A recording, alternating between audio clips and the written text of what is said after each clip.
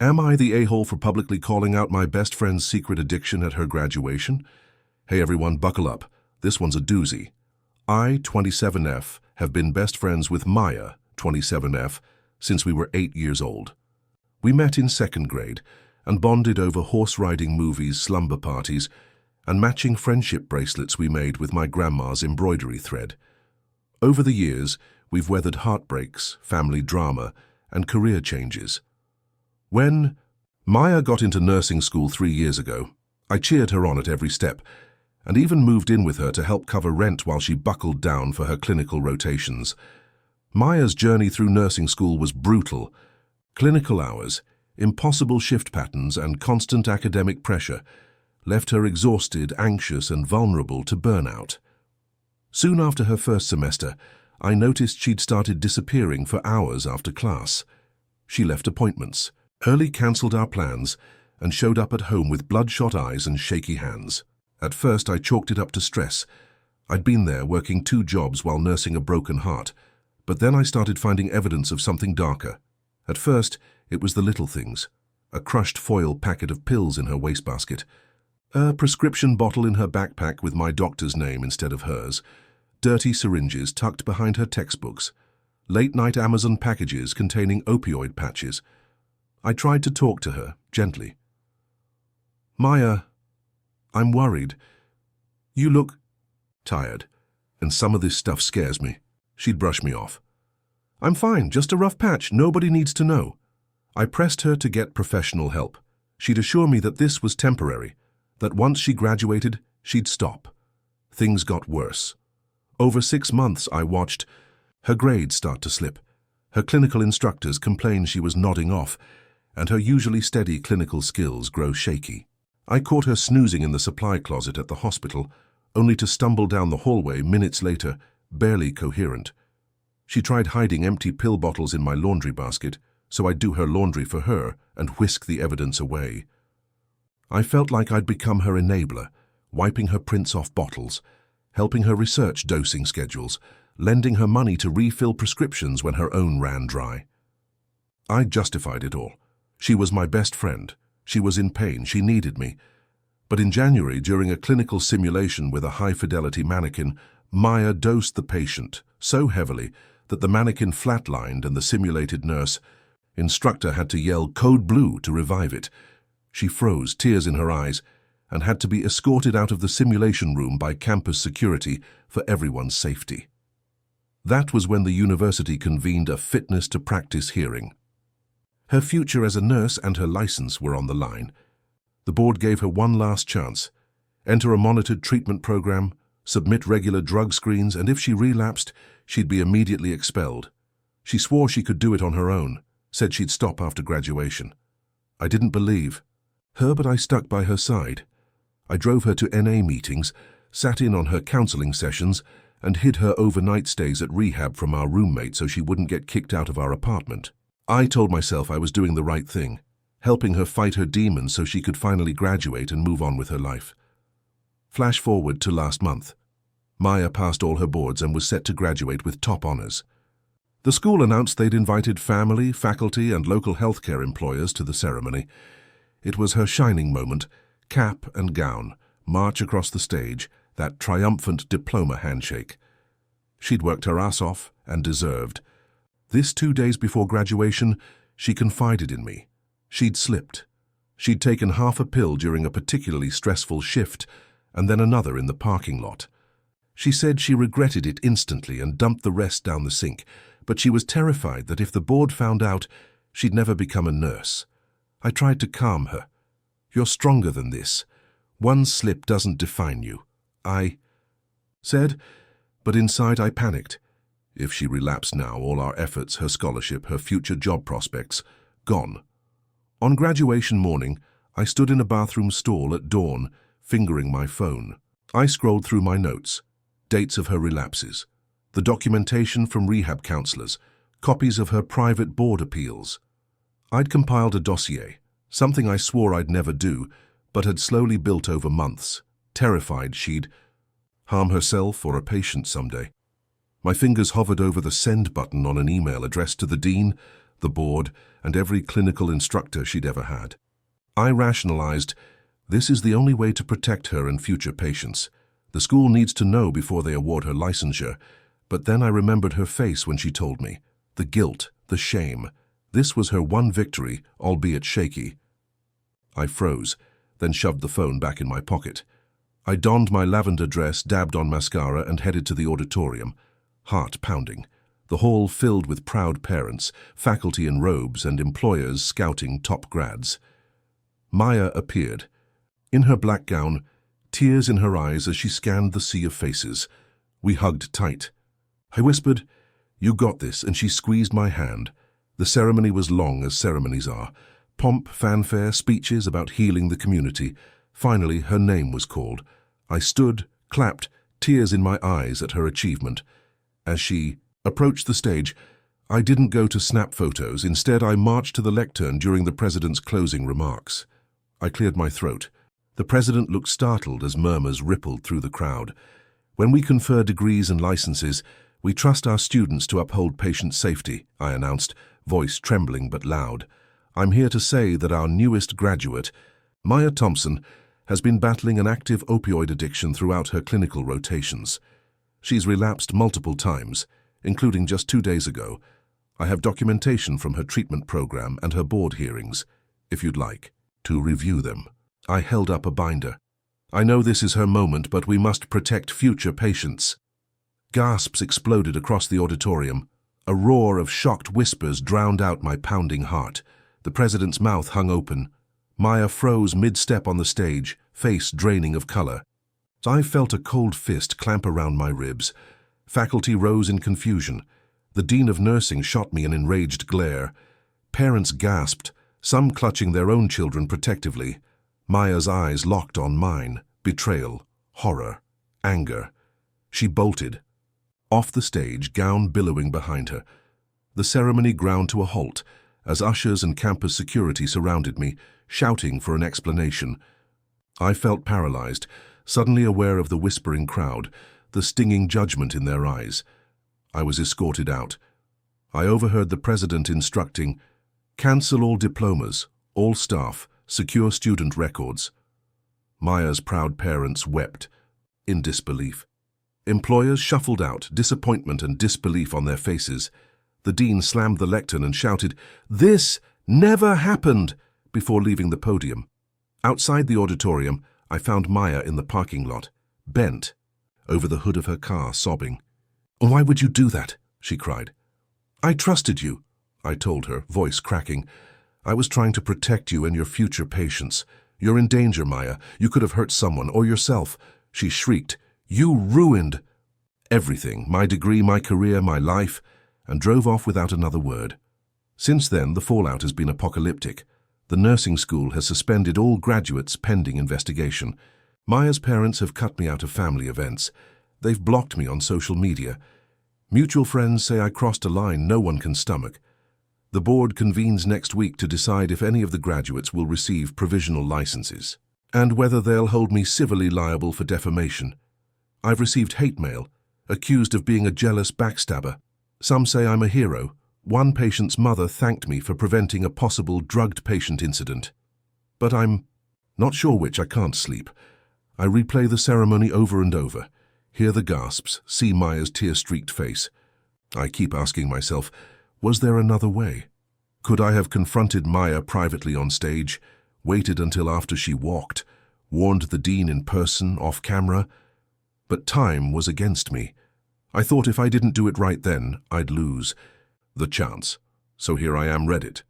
Am I the a-hole for publicly exposing Maya's secret addiction during her graduation ceremony? Should I have stayed silent and risked her and future patients' safety? Or was I justified in intervening at the only moment everyone would listen? A few days later, the dean called me in. She offered to mediate with Maya, reinstate graduation for all except Maya, until she completes a supervised program, and allow me to present my concerns formally at a closed board hearing. But I have to sign a non-disclosure and can never speak of it again.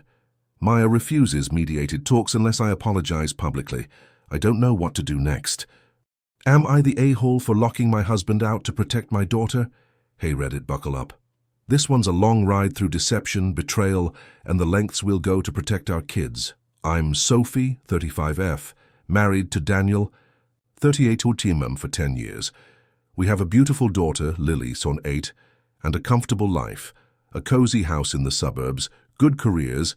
I'm a pediatric nurse, he works in tech, and close friends. We're the poster family for everything's great, except lately, it hasn't been. The red flags about 6 months ago, Daniel started coming home late. First nights here and there, project crunch at work, he'd apologize and bring takeout. Then it was 2 or 3 nights a week. His phone lived in his pocket, even at dinner. Sorry, just an urgent Slack message. He seemed distracted. Distant eyes, shorter replies when I asked how his day was.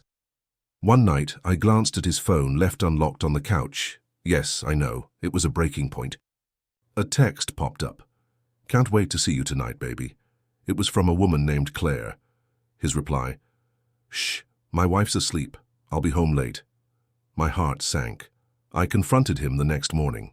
He stammered, It's nothing, just a friend from college. She's going through a breakup, needed someone to talk to. I wanted to believe him, but trust shattered. Over weeks, I snooped further. Late-night FaceTime calls he'd sneak to the bathroom, discreet gifts arriving by courier, a designer scarf, scented candles, and a reservation at a boutique hotel for business. When I asked, he'd say, It's work, serious stuff. You wouldn't get it. But I got it. My husband was cheating, lying, and using our home and family as cover. My plan Lily's bedtime routine is sacred. Books, songs, kisses. I realized I had a window between her lights out at 8 p.m. and his arrived home time frame, around midnight. If I could keep him out during that window, he'd be forced to tell me the truth. One Saturday afternoon, I quietly rekeyed our front door lock. I ordered a digital deadbolt that required my phone's Bluetooth to unlock. He wouldn't know it was changed until he tried to get in. I set it up so I could override it if necessary. That night, Lily went to bed at the usual time. I kissed her and told her to sleep tight. Then I sat by the front window, phone in hand, anxious but determined. Around 11 p.m. I heard the garage door click. I peeked. It was Daniel, dressed in a suit jacket over casual clothes, definitely not work attire. My pulse pounded as he reached. The keypad punched in his old code, and nothing happened. The lock beeped, wrong code. He frowned, pressed the key again, then the handle. Still locked. He shook it, knocked. Sophie, open up! His tone was half angry, half confused. I stood up, opened the front door, but left the lock engaged. Let me in, he snarled. What the hell is this? I slammed the door shut, pressed the deadbolt button, and leaned against it. This is what happens when you lie to me. The confrontation, he turned red. How you changed the locks? Are you crazy? I couldn't sit by while you sneak out to see her. Who is she? I asked, voice trembling. His jaw clenched. Fine. Claire is from work. Yeah, I've been talking to her. Talking. Or more. Than talking, I said. He went silent, then sighed. Look, we've grown apart. She understands me in ways you don't. I never wanted to hurt you or Lily. You hid it from our daughter, too, I spat. You missed her school play rehearsal last week. You promised. The lock blinked red when he tried again. He stared at it, realization dawning. You tricked me. I leaned forward. Yes, I did. Because you wouldn't tell me the truth. Are you leaving me? Is this over? He looked at the ground. I don't know. Tears welled. You owe me the truth now, and you owe Lily an explanation if you're going to walk out on us. He ran a hand through his hair. I love you, and Lily, but I'm miserable. The fallout, I refused to unlock the door, until he agreed to sit down and talk, no phones. He finally conceded, and we spent 3 hours hashing everything out. He admitted the emotional affair with Claire, how he'd confided things to her that he'd kept from me. He said he felt unappreciated at home, that I was too busy with work and Lily's schedule, that intimacy had dried up. By 2 a.m. I turned off the deadbolt via the app. He came inside, slumped on the sofa. I hugged him, both of us crying. We decided on immediate couples counseling, and he agreed to cut off contact with Claire. But the next morning, Lily was at the breakfast table and Dad didn't show. She asked if he'd overslept. I froze. I wanted to tell her he'd been out seeing a friend, but not lie further.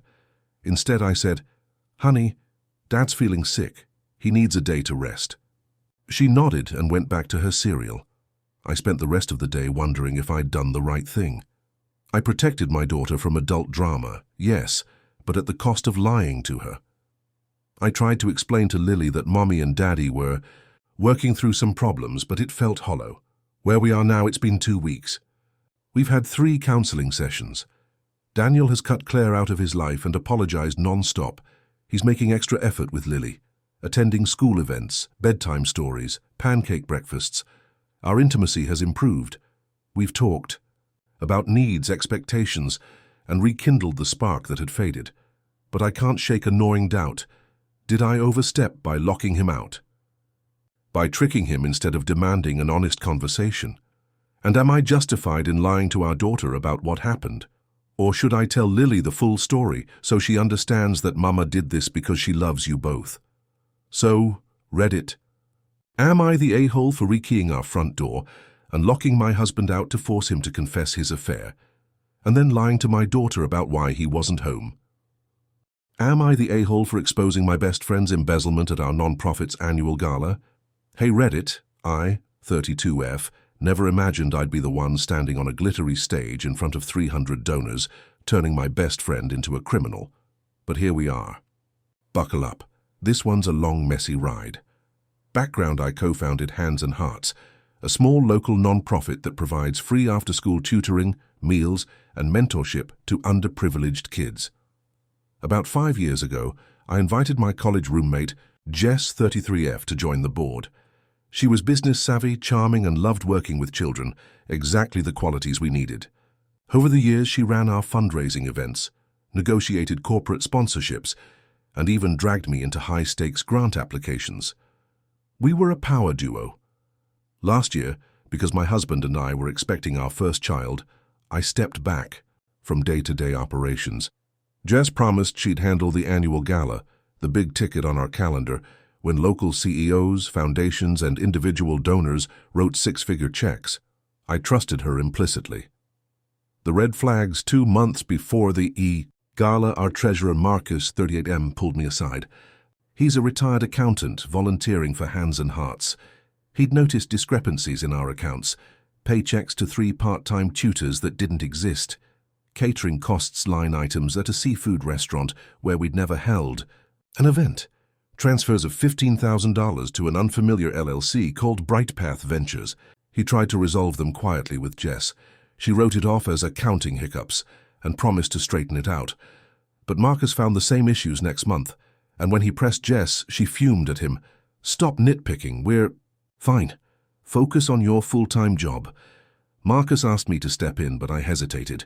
I was in my 3rd trimester, juggling toddlerhood prep and worried about rocking the boat. Then last week, I stumbled on a packet of invoices in Jess's office, at the community center. They weren't ours. They were for a startup accelerator, Brightpath Ventures, run by Jess's husband, Ethan. The invoices matched our non-profit's checks. In other words, Jess had been funneling donor money into her husband's for-profit business. My blood ran cold. I packed up copies of the bank statements, a folder of fake invoices, and an email thread where Jess asked Ethan to set up Brightpath as a shell company. I knew what I had to do, but I dreaded it. The gala last Saturday was our annual spring soiree held at the downtown Hilton Ballroom. I arrived early, strollers, diaper bags and all, because Jess had insisted I say a few welcome words before the main program. She handed me a glass of champagne backstage. "You'll be great. Just say thanks, then sit down and enjoy." Her smile was tight. The ballroom sparkled with chandeliers. Tables named for donors, the McAllisters, TechBridge Corp. Harbor Capital lined the floor. A silent auction showcased original artwork, weekend getaways, signed sports memorabilia. I greeted familiar faces, posed for selfies, and settled at my seat in the front row, heart pounding. The MC called me to the stage. I stepped up to the microphone, paper trembling in my hand. Me, smiling, voice wavering. Welcome, everyone, to our 5th annual Hands and Hearts Gala. On behalf of our board and the kids we serve, thank you. Your generosity changes lives. Polite applause rippled across the room. I paused, took a breath, and looked down at my notes. Then, without thinking, how life-altering this moment would be, I tore them up. Me. Before we move on to tonight's dinner and auction, there's something urgent I need to share. Last month, our treasurer discovered irregularities in our accounts. I wanted to handle it privately, but as board chair, I can no longer. Stay silent. Conversations fluttered into whispers. Jess, seated on stage beside me, froze. I clicked a button on a hidden clicker. Behind me, the projector switched from gala photos to bank ledgers, side by side with Bright Path's invoices. Me, voice firm. Over the past year, over $120,000 of donor funds meant for our tutoring programs were diverted into a private LLC called Bright Path Ventures, an accelerator owned by our board member, Jess Williams' husband, Ethan. The charges, masqueraded as consulting fees, catering costs and materials purchases, but none actually funded our kids. Gasps echoed. The MC's mouth hung open. Donors leaned forward, shocked. Marcus stood in the aisles, holding printouts. Like evidence, Jess sprang up. Jess, voice shaking. Sophie, what are you doing? You can't do this here. Me, I'm sorry, Jess. I gave you every chance to explain. I even asked you directly 2 weeks ago. Your answer was a non-answer. Our kids come first, not your hush-hush deals. She swung around to the audience, tears streaming. Jess, this is slander. This is a setup orchestrated by Sophie's jealousy. A man at the Techbridge Corp table shouted, "Is this legal?" Another woman whispered, "Are we refunding our checks?" Phones came out to record. The silent auction volunteers looked mortified. Within minutes, the gala disintegrated into chaos. Donors storming out, staff scrambling to end the program, security politely but firmly escorting Jess off stage as she yelled, "You'll regret this!" The aftermath immediate fallout. Jess has been arrested for non-profit embezzlement. She posted bail but is under criminal investigation. Hands and Hearts temporarily lost its 5001c3 status pending an audit. We're scrambling to reassure donors and save our programs. Marcus has been promoted to interim treasurer. He's patching the books and drafting new financial oversight policies. Many donors pulled their support. A handful, like Harbour Capital, wrote checks within 24 hours to restart trust. My friendship with Jess is irreparably broken. She's filed a restraining order, accusing me of defamation and betrayal. Personal fallout. My husband is furious. I publicly humiliated Jess. He worries about our reputation and the stress on our soon-to-arrive baby. My in-laws refuse to visit until things cool down. Local press makes me look like either a courageous whistleblower or a vengeful ex-friend. I lie awake, praying. My daughter never asks why her mum ruined a nice party. I've been fielding messages from Jess's husband Ethan, angry, pleading, threatening lawsuits. But I stand by my choice. Allowing Jess's theft to continue would have robbed real kids of tutoring, healthy meals and mentors. The money was gone, spent on private jets for Ethan's startup pitch, dinners at Michelin-starred restaurants, office rents in Tribeca, where we're at now. It's been a week since the gala meltdown.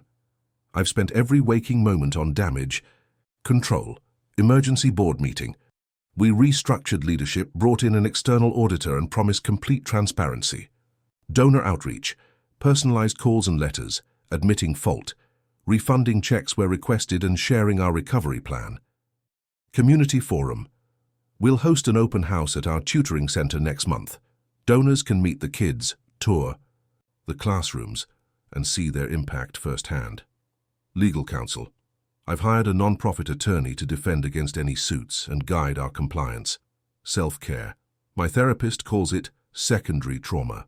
I see her twice a week and am leaning on my husband. Though at times I feel he blames me more than Jess. My baby is due in 2 weeks. I need stability, but this scandal has turned my life upside down. I know I did the right thing for the children who rely on us, but at what personal cost? So, Reddit.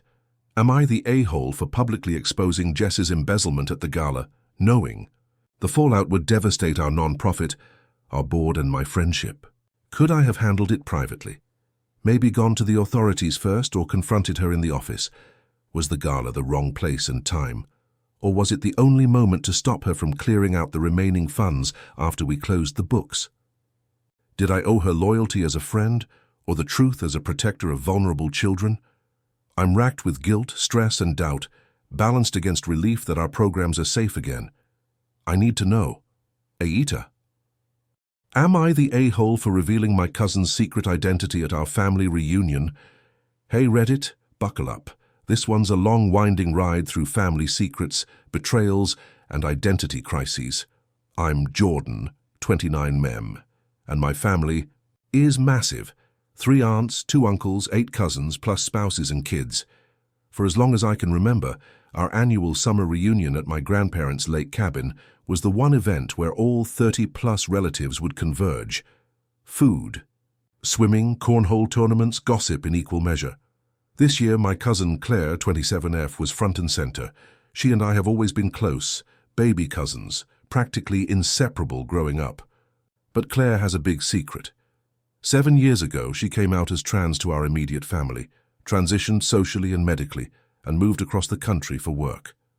Ever since then, with the exception of my grandparents, most of our extended family didn't even know she was born, Chris. Claire and I spoke nearly every week on the phone, but she pleaded with me not to let the rest of the clan know. She wanted to be her authentic self without being that weird cousin with the secret. Everyone at the reunion knew her as Claire. She'd legally changed her name and all her IDs, and she looked and sounded 100% female. Fast forward to last weekend's reunion. The cabin was as busy as ever, kids shrieking in the dock, a haze of smoke from the grill, dogs darting between folding chairs. Claire arrived late, hair dyed lilac, face glowing. Everyone greeted her as Claire except one aunt, Gwen, who gave her a confused double-take. I could have sworn you were Chris, but passed it off as a memory lapse. That evening, over pulled pork sliders and coleslaw, my great-uncle Frank decided to fire up a slideshow of old family photos. First came black-and-white graduation portraits of our parents and grandparents, then a series of high school senior shots. I almost groaned when I recognized the one of Chris Anderson, class of 10, Claire's old senior photo, complete, with tuxedo jacket and cargo pants. The room fell silent as the photo lingered on screen. Faces went pale. Claire's jaw clenched. She leaned forward, willing it to disappear. Instead, it zoomed in, filling the screen. Murmurs rippled through. The cousins. Who's Chris Anderson?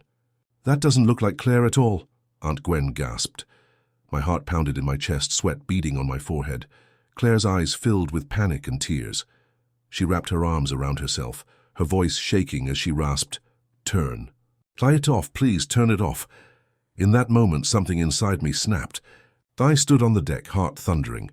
If I didn't speak up, the slideshow would top out at 50 more old photos, and everyone would walk away with questions, suspicions, and rumors. Claire deserved to control her own narrative. I burst into the house, shouting, "Stop the slideshow! Everyone, listen! Please, just listen for a second!" I grabbed the remote, hit pause, and turned to the circle of aunts, uncles, and cousins, all staring at me. Claire was trembling beside me. With a loud breath, I said, "Claire was born Chris. She's our cousin, and she's also trans. She asked me not to tell, but I can't watch her get outed like this. You deserve to hear it from her, not from hushed gossip later." Instantly, the room fractured. Some relatives looked stunned, some angry, some coldly judgmental. My Aunt Gwen covered her mouth. You betrayed her confidence." My Uncle Mark glared. "What right do you have to reveal her private medical history?" A younger cousin muttered, "That's none of our business." Claire's face went white. She buried her head in her hands. I grabbed her hand and spoke to the room. "I know this is hard. Claire trusted me to protect her privacy, and I broke that trust.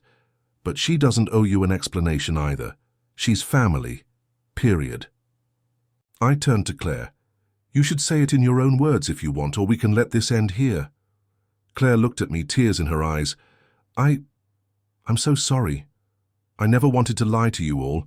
I just wanted a clean slate. Please forgive me." She stood, voice quavering but firm. "I'm Claire Anderson. I transitioned 5 years ago. I've been living as my true self, and it's been the happiest time of my life. I didn't think I could ask you all to understand, so I kept this hidden, hoping you'd accept me as Claire and skip the past. But you have a right to know who you've welcomed into the family." She wiped her eyes. "If that's too much to handle, I get it. But I'd rather be honest than pretend." Silence. Then my grandma, 100-year-old sharp as a tack, stepped forward, patted Claire's hand and said, "I love you, Claire. You're my granddaughter. Always have been." My grandfather sniffled and nodded. A few cousins shuffling in the back exchanged awkward glances, then one by one began to clap. My father and mother embraced Claire. Aunt Gwen's lower lip trembled. She finally said, "I'm sorry I froze. Thank you for telling us." A few relatives stayed uncomfortable, but most rallied around. Later that night, Claire and I sat on the dock, the lake dark and still. She hugged me, whispering, "I can't believe you did that. You ruined my plan." I sighed. "I ruined your plan, but saved you from a slideshow humiliation. I'm sorry I betrayed your trust. I wish you'd told them yourself on your own terms, but I couldn't let them see that photo without context." She looked out at the moonlit water. Maybe you did the right thing." Over the next day, reactions varied. Positive. Many relatives praised Claire's courage. My grandparents thanked me for stepping in. Cousins who barely spoke to her before apologized. Mixed. A handful of distant aunts, uncles avoided both of us. Some texted me later calling me reckless, a backstabber, or worse. Negative. Aunt Gwen privately accused me of publicly shaming Claire. Uncle Mark threatened a family council to decide if Claire should still inherit our traditions. Now that I'm home, I've been fielding angry texts from relatives who think I had no right to out Claire, yet also calls of gratitude from those who had no clue and now want to support her. Claire and I haven't spoken much since. She's furious at my betrayal, even if it brought her truth to light. So, Reddit, am I the a-hole for breaking Claire's confidence and exposing her trans history in front of the whole family? Should I have let the slideshow play and risk silent speculation, or was I right to force everyone to face the truth head-on? Am I the a-hole for leasing out my sister's lake house without telling her? Hey Reddit, buckle up. This one is a roller coaster of family drama, betrayal, and moral gray zones. I, 33F, have always been the responsible sibling. Straight A, student. Early career success, reliable, level-headed. My younger sister, Ali, 30F, is the free spirit. Art school dropout, perpetual traveler, last-minute flake. I love her dearly, but she drives me insane. A little background. For years, our parents owned a small lake house up north. Growing up, it was our summer playground. Canoeing at dawn, s'mores by the fire, late-night ghost stories in sleeping bags. When Mom and Dad passed unexpectedly in a car accident 2 years ago, they left the lake house jointly to Ali and me. We were devastated, but the house became our bond. Ali was managing her art collective in Spain at the time, so I took over. Upkeep, utilities, taxes, maintenance, you name it. Fast forward a year. I asked Ali if she wanted me to put the house on the market. She adamantly refused. "This is our legacy," she said. Fine. But costs were skyrocketing. Property taxes doubled, the septic system failed, roof needed replacing. I poured savings into repairs and thought, if we rented it out as a short-term vacation spot, we could cover expenses and maybe even turn a modest profit. I researched Airbnb rules, hired a property manager, and listed the house, clean, tasteful, photos, descriptions highlighting the vintage canoe and lakeside hammock. I planned to tell Ali right after our summer visit. I thought she'd be thrilled the house was earning money, rather than draining our accounts. I even set aside half the projected net profits in a joint account in her name. The first few bookings went smoothly. A yoga retreat, a writer's workshop. Families looking for unplugged weekends. Gross income looked great. I was proud of my decision. Then, 3 weeks ago, Ali flew home unexpectedly. She'd broken up with her boyfriend in Barcelona and needed some sisterly comfort. I met her at the airport with flowers. She was tired and quiet, but I got her to talk over coffee. "I just want to hide in our old haunts," she said, voice cracking. My heart went out to her. I figured the lake house would be perfect, familiar, safe, peaceful. That afternoon I took her to the house. We arrived at dusk. The summer air smelled of pine and fireflies glowed over the water. She stared, eyes wide, until she saw a key-safe box by the front door and a laminated rental agreement stuck to the fridge. "What is this?" she whispered. I launched into my well-rehearsed pitch. The house was expensive. Rentals covered costs, half the profits were hers. She blinked back tears. "Why didn't you tell me?" she hissed, voice trembling. "I thought I'd surprise you once it was set up," I said gently. "We need the money, Ali. I can't afford to keep sacrificing my savings." She slammed the fridge door. "This was my childhood home. You turned it into a money-making motel without asking me." I tried to explain the repairs and taxes, but she stormed off down the dock in anger. That night, she barely spoke. I offered dinner. She ate a handful of chips and went straight to bed. I lay awake on the couch, second-guessing myself. I'd acted unilaterally, yes, but it saved the house. Without rental income, I'd have had to sell. The thought of losing our parents' legacy hurt more than any confrontation. The next morning, I woke to her yelling at me in the kitchen, "You violated my trust. I can't believe you'd make me share a house I cared for too, without even asking." She accused me of treating her like an absent partner, of presuming her consent. I countered, "I tried to reach you. I emailed, called, texted while you were traveling. You never responded." She pulled up her phone. No messages. I'm still convinced I sent them. Over the next 2 days, we argued in every room, on the deck, by the fireplace, in the canoe. She railed that our parents would be rolling in their graves if they knew I'd commodified their sanctuary. I argued that passing on debt to her while I footed every bill wasn't fair. I showed her the bank statements. The house was cash flow, positive, repairs paid, and I hadn't touched my own savings for 6 months. "But you assumed I'd be okay with strangers traipsing through my most personal space," she said, tears in her eyes. When she calmed down, she asked me to take the listings down immediately. I hesitated. Bookings were lined up for the rest of summer, and cancelling now would incur massive penalties and angry guests. Plus, I'd have to cover another $12,000 in upcoming repairs. She didn't care. Our parents owned that house together. "You can't decide its fate alone." I told her to talk to the property manager and deal with the fallout. I was done. She packed an overnight bag and stormed off to our aunt's house, promising to turf me out if I didn't remove the listings by next week. That evening, I received 3 angry emails from upcoming guests demanding refunds and threatening to sue if we broke contracts. My heart sank. Last night I asked in our family group chat, Uncle Martin, Aunt Linda and cousins to mediate. They all sided with Ali. "You need to respect your sister's ownership share," they said. I wrote back, "I've shouldered 100% of the cost. She's gotten free use and profit without lifting a finger." They countered, "That's what siblings do." I felt tears sting my eyes. I'd never asked for praise, only for a say in the house's future. This morning, Ali texted, "Listings or lose access." I haven't responded. I'm torn. If I remove the listings and continue sinking money into repairs, I'll reach my credit limit by winter, and might have to sell anyway, splitting proceeds equally. But I can't believe she thinks it's her right to retroactively veto what I did. I acted in what I thought was both of our interests, so here I am, Reddit. Am I the a-hole for leasing out our inherited lake house without Ali's explicit permission? Did I overstep by setting up rentals unilaterally, even if it saved the property? Or is she the a-hole for demanding I sacrifice my financial stability now that the house is bearing fruit? Edit, a neighbor called me last night. 2 of the guests had property damage, a broken dock railing, a missing kayak paddle stash, and want compensation. Meanwhile, Ali just posted an Instagram story from Spain saying, "Some memories aren't for sale. I'm a wreck. Any advice?" Am I the a-hole for exposing my sister's art fraud at her gallery opening? Hey Reddit, buckle up.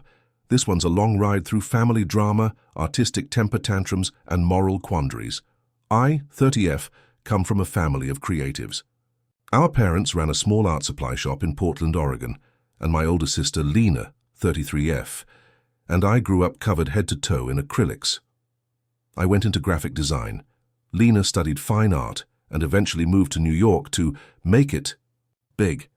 I stayed local, built a steady career, and tried to keep an eye on my sister's skyrocketing but erratic trajectory. How it started. About 2 years ago, Lena emailed me excitedly. A small Chelsea gallery had offered her a solo show. She sent me a PDF of her signature series, a collection of large, colorful, abstract paintings inspired by synesthesia. I loved them, sort of.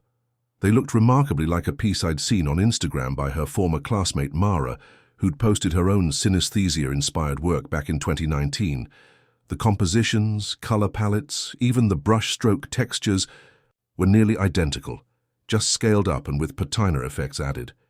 Lena had tagged Mara in her credits list, but her gallery bio bragged about her entirely original neurosensory vision. I chalked it up to coincidence or parallel thinking at first. Lena's style had always evolved dramatically. 1 month, it was minimalist line work. The next, it was expressionist doll faces, then landscape-inspired collages. But when Mara's single canvas became Lena's centerpiece, a 6x8-foot painting that sold for $12,000 at the opening reception preview, I couldn't stay silent. I messaged Lena. Me, "Hey sis, love the show PDF, but I noticed some pieces look really close to Mara's 2019 Soundscapes series. Are these original or reinterpretations?" Lena, "They're mine, inspired by synesthesia, not by her work. Chill, I've got this." I let it go, for a week. But when an art blogger wrote a glowing preview comparing Lena's show to established synesthete artists, I Googled Mara's posts and screenshot every similarity. Composition grids, color transitions, even a distinctive drip effect. I texted, "Lena again. Sis, I'm worried. You need to credit Mara fully or this could look like plagiarism." She answered late at night, "Stop being dramatic." I gave her a shout-out on IG. "This is my moment. Don't ruin it." The private confrontation. A month before the opening, I flew to New York. We met at a cafe near her studio. I slid my laptop across the table, opened a side-by-side slideshow of Mara's originals versus Lena's new canvases. I watched her expression go from pride to panic. Me. "Lena, this is too close. You're passing hers off as yours." Lena, voice trembling. "I mixed my style with hers. I thought it was transformative enough." Me. "Artistic appropriation is one thing when you credit the source, but you let the gallery and buyers believe these are fully your concepts." Lena, "You don't understand. I'm 33. I've struggled. This show is my ticket. If I get exposed now, I'm done." Me.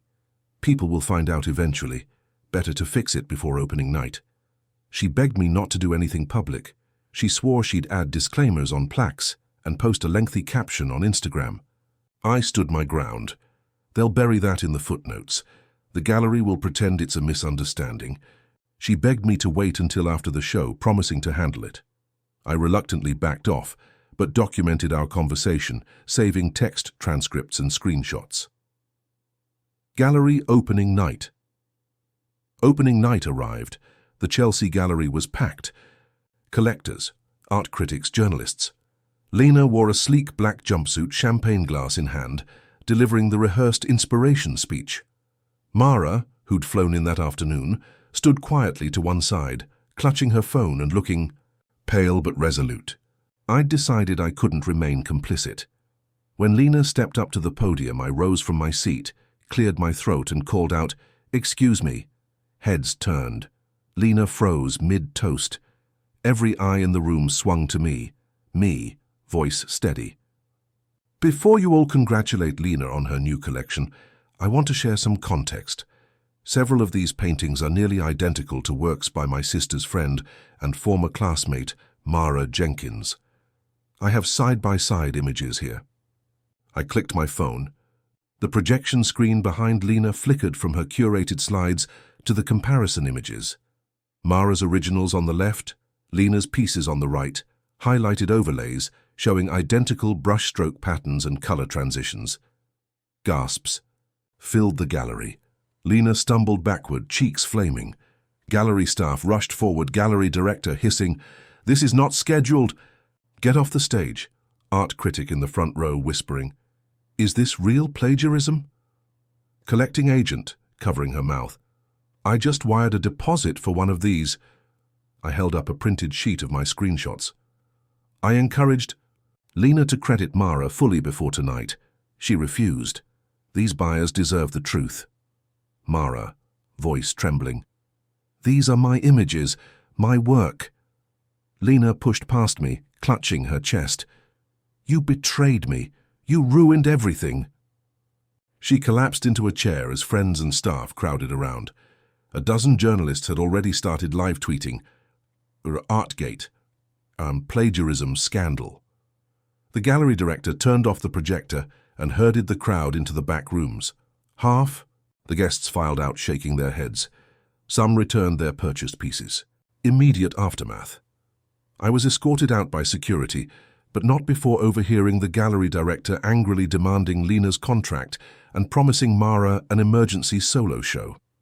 Lena's fiancé, Aidan, 35M, an art dealer who'd brokered half her sales, stormed out of the back room, grabbed me by the arm and spat, "You selfish jerk, this wasn't your place."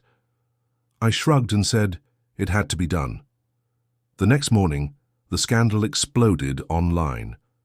The gallery issued a statement acknowledging unintentional overlap and promising to refund buyers of any disputed works. Art blogs picked up the story, some defending Lena's right to artistic transformation, others decrying academic theft. Mara's GoFundMe for her own show tripled overnight. People rallied to her side. Lena's Instagram imploded. Fans called her a fraud. Art snobs debated appropriation ethics, and Aidan tweeted that he was shocked and heartbroken. My phone rang off the hook. My parents, who'd come in from Portland, texted, "What did you do?" My grandmother called crying, "I can't believe you exposed her like that." My mother wrote, "There was a private way to handle it."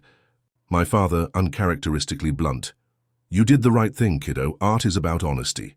My aunt, an art history professor, texted, "Ethically complex, but you sided with the original creator." Lena refused to speak to me. She unfollowed me on social media, blocked my number, and trash-talked me to mutual friends. Aidan left her side, telling her the scandal had ruined his wallet and reputation. Mara reached out, thanking me. "I'm so relieved someone defended my work, but I hate that it had to happen like this." I haven't replied. 6 months later, Mara held her emergency show at the same gallery and sold out within days. She's now represented by a major dealer. Lena moved back to Portland in disgrace, teaching community art classes under a pseudonym. Aidan pivoted to selling design furniture and still refuses to talk to me. My parents visit occasionally, still torn between pride and guilt. The gallery instituted a new originality vetting process, complete with third-party image match software. As for me, I've gained a reputation. Some call me a hero who defended artistic integrity. Others call me a vindictive sister who blindsided a family member in public. I lost Lena as a sibling, but I feel at peace knowing I prevented a fraud from continuing unchecked.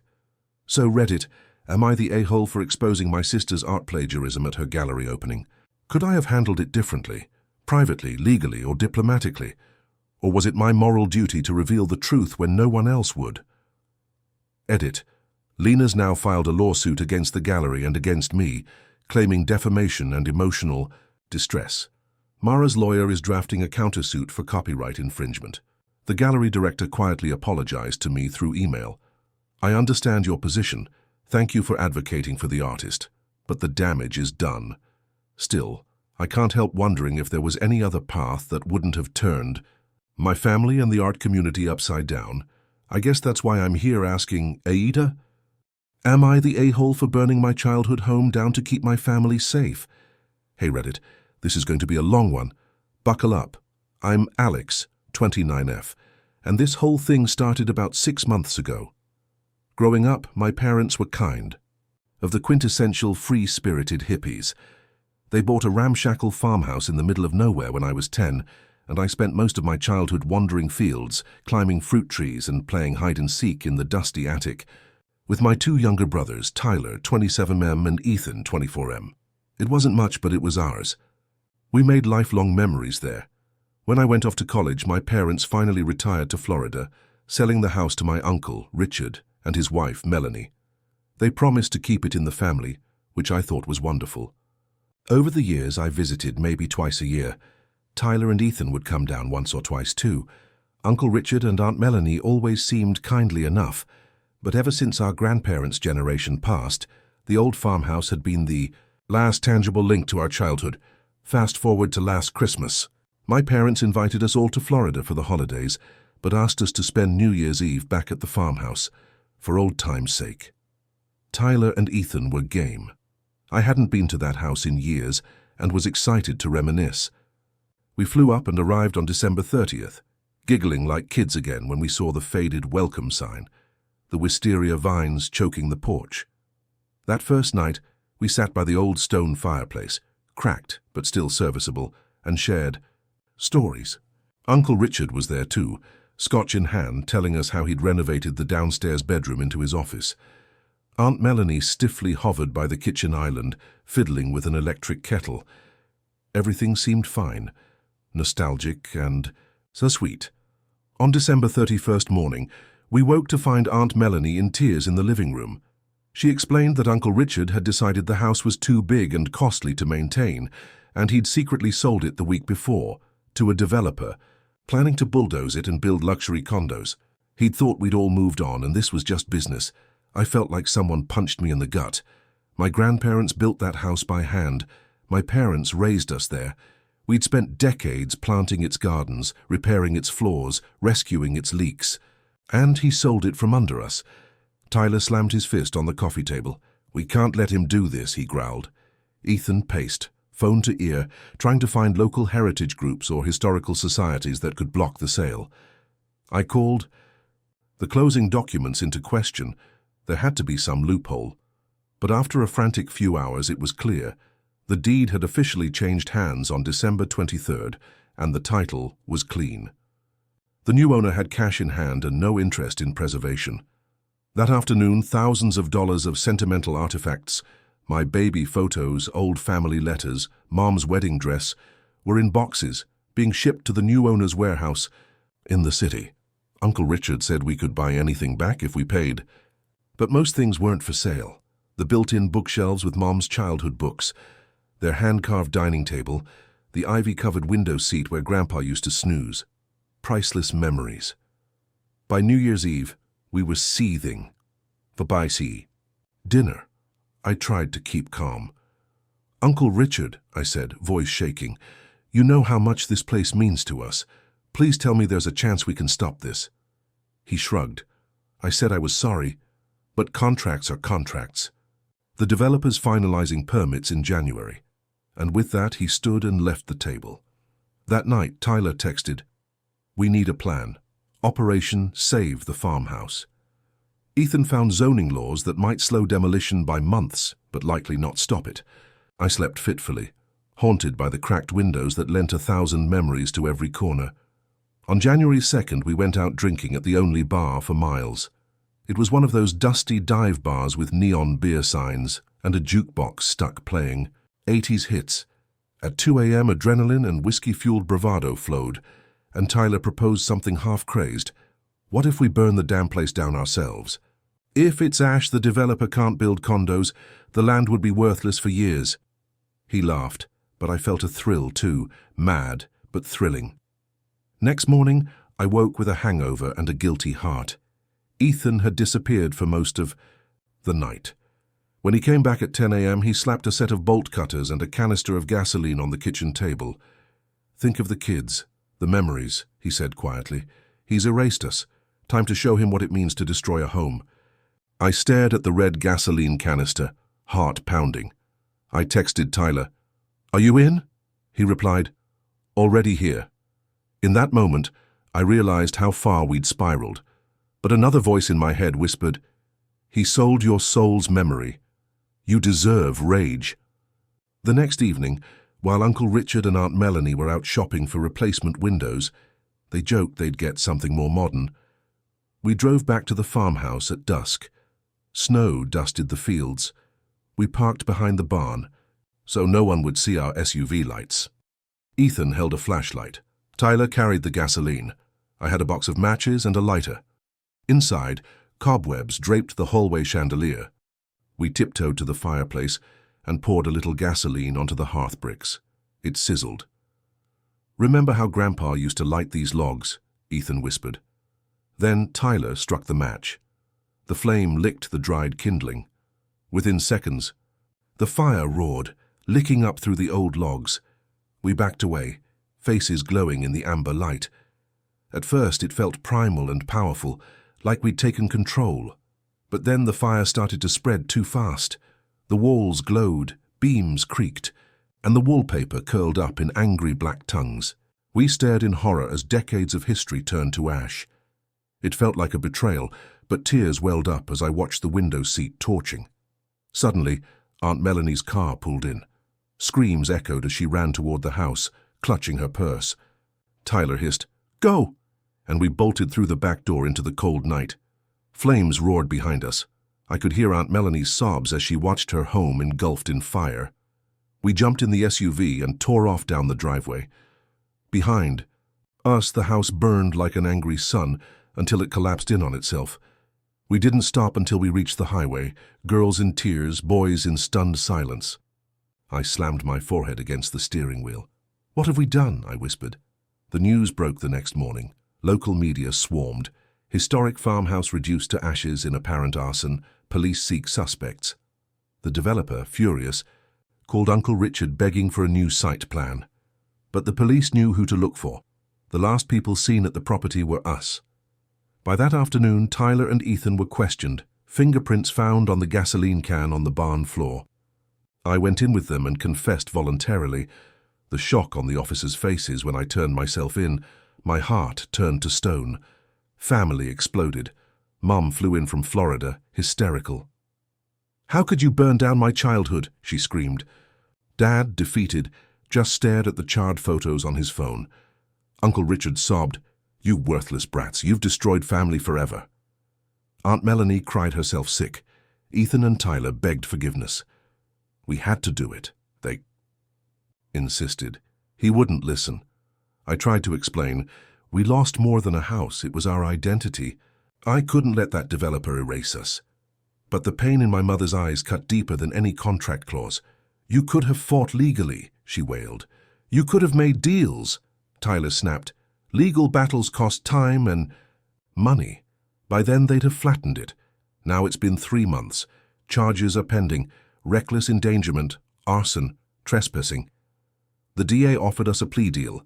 Community service and probation if we stay clean, or a year in jail if... We refuse. Tyler and Ethan want to accept quietly, but I'm torn. I can't bring the house back. Our memories are gone. Mom refuses to talk to me. Dad visits every week, but barely acknowledges me.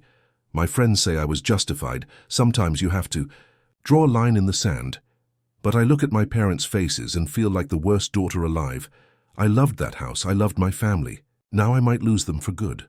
So Reddit, am I the a-hole for burning down my childhood home to keep my family's memories alive? Should I have accepted the developer's cash offer and tried to repurpose the land? Or was it my responsibility to take drastic action when every other option seemed impossible? Edit. A week ago, the DA agreed to drop the plea deal for Tyler and Ethan if they testify against me. Now I'm faced with choosing between admitting full guilt in court or walking away to let them take the fall. My parents just found out this afternoon and my mom collapsed crying. I feel like I'm standing at a crossroads leading downhill into my own ruin. Where did I go wrong? Am I the a-hole for exposing my sister's fiancé on our wedding day? Hey everyone, I, 28F, never thought I'd be the center of a family meltdown, but here I am, questioning my own actions. Grab a seat, because this is going to be a long one. I'm the youngest of 3. My sister Claire is 32 and our brother Evan is 30. Ever since we were kids, Claire has always been the perfect one, straight A's, captain of everything athletic, everyone's golden child. I, on the other hand, was always a bit of a wild card. Artistic, impulsive, prone to emotional outbursts when things felt unfair. Evan has been the peacemaker between us two, but lately he's been distant, and frankly, I don't blame him. About a year ago, Claire got engaged to Marcus, 35M. From the start, something felt off. Marcus was charming, handsome, impeccably dressed, with a ranch house Instagram aesthetic that everyone swooned over. He had a successful finance job, but always found time to swoop in with a flattering comment or a lavish gift. He seemed perfect, until little inconsistencies began to nag at me. 2 months into their engagement, I overheard a hushed phone call Marcus made to someone he called Dad. Only his accent slipped, and the name he used made it clear he wasn't speaking to his father. In fact, my grandmother once mentioned Marcus's parents died when he was a teenager, which meant he shouldn't have a living dad. I brushed it off. Maybe a family friend he nicknamed Dad. But then, while helping Claire with wedding invitations, I saw a text on Marcus's phone. "Don't mention Mia to the family, let her believe she's yours." My heart sank when I read his replies. "I'm doing it for her own good. Who was Mia?" I froze. Marcus spotted me, snatched his phone back, and gave me a tight smile that didn't reach his eyes. I confronted Claire discreetly that night. She insisted there was nothing to worry about, that Marcus was just overprotective of his goddaughter Mia, whose parents supposedly died in a car crash. Claire found it touching and didn't want to pry. My gut told me differently. This felt like a cover-up for something darker. Over the next few months, I dug deeper. I followed the financial trail, Marcus's lavish spending, huge wire transfers, to an unknown bank in another state. I tracked down Mia's supposed social media presence, a private account with infrequent posts, always with her face obscured. Every lead went cold. Meanwhile, Claire basked in wedding excitement. She had a gorgeous venue, a designer gown, and every detail curated down to the monogrammed napkins. Fast forward to 3 weeks before the wedding, I received an anonymous tip via email. Look into Marcus's last marriage license. He was hit with a paternity suit 2 years ago. Attached was a redacted court document showing that a Marcellus Singh had been sued for child support by a woman named Mia Reyes. The case was settled, but the child involved was 4 years old, exactly Claire and Marcus's goddaughter. My blood boiled. He lied about being her godfather. He was her father all along. I debated for days whether to tell Claire. I asked Evan for advice. He said, "This isn't your business, let them be happy." My mum warned me, family secrets are sometimes better left buried. Claire's reaction has always been, "Stop playing detective, just support me." But I couldn't stay silent. Marcus was manipulating my sister, deceiving her into marrying a man who hid a whole child from her. On the morning of the wedding, I had an anxiety attack. I didn't eat breakfast. My hands shook as I taped my vows. Claire's best friend, Jenna, pulled me aside and said she'd also noticed weird things. Marcus's evasiveness about family photos, his sudden business trips whenever Mia's mother tried to call. Jenna encouraged me to speak up, saying someone needed to protect Claire. When the ceremony began, I slipped a printed copy of the court document, along with a spreadsheet of bank transfers and timelines, into my clutch. My plan was to wait until the cake-cutting speech, when everyone would be attentive, and hand it to Claire. I would quietly whisper, "Look at this," after I speak, and get on with my maid-of-honor duties. But things spiraled faster. As I walked down the aisle carrying the rings, I saw Marcus's smug face, the way he looked at Claire with such self-satisfaction. My pulse thundered in my ears. When Claire sat for the speech, I approached the microphone. I cleared my throat. "Before you all celebrate, there's something my sister needs to know." Murmurs rippled through the guests. I handed Claire the documents.